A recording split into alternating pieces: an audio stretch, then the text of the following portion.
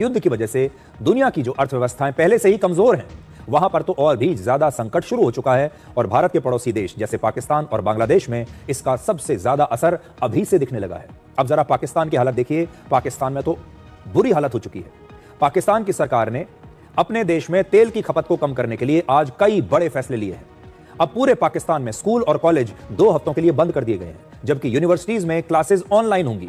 पाकिस्तान में सरकारी दफ्तर अब एक हफ्ते में सिर्फ 4 दिन खुलेंगे। सरकारी और प्राइवेट दफ्तरों में 50% कर्मचारी अब वर्क फ्रॉम होम करेंगे, घर से ही काम करेंगे ताकि वो सड़कों पर ना निकलें, ताकि पेट्रोल और डीजल की खपत कम हो।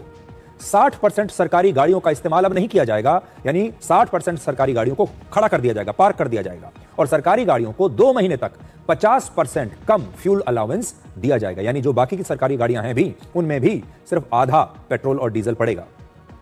पाकिस्तान के सांसदों की सैलरी में 2 महीने के लिए 25% की कटौती कर दी गई है। और इस संकट के बाद पाकिस्तान में पेट्रोल के दाम 55 रुपए बढ़ा दिए गए हैं और अब ये हैं 266 रुपए से बढ़कर ये 321 रुपए पर लीटर भाव वहां का हो चुका है। तो पाकिस्तान में जो पेट्रोल बिक रहा है वो है 321 रुपए प्रति लीटर। तो वहां पर पेट्रोल डीजल के भाव बढ़ गए हैं।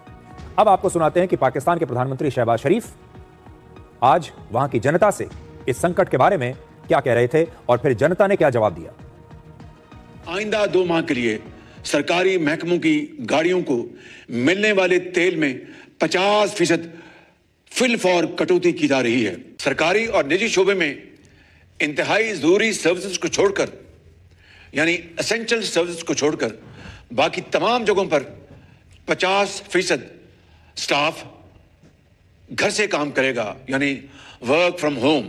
हफ्ते में सिर्फ 4 दिन दफातर खुलेंगे। तेल की बचत के लिए हफ्ते में 1 इजाफी छुट्टी दी जा रही है।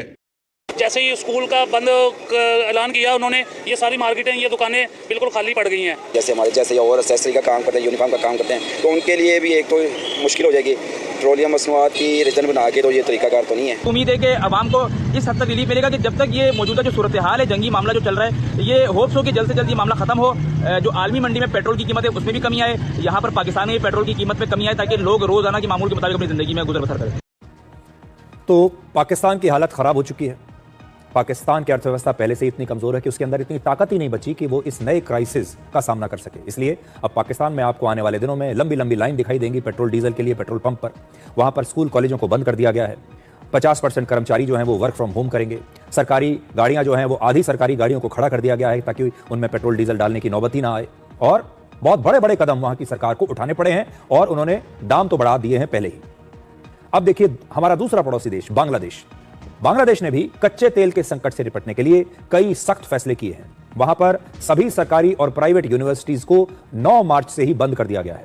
पेट्रोल पंप्स पर लोगों की भीड़ की वजह से पेट्रोल और डीजल खरीदने की एक सीमा तय कर दी गई है।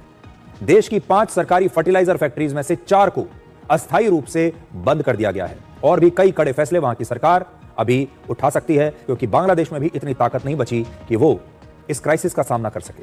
उन्हें कुछ सख्त फैसले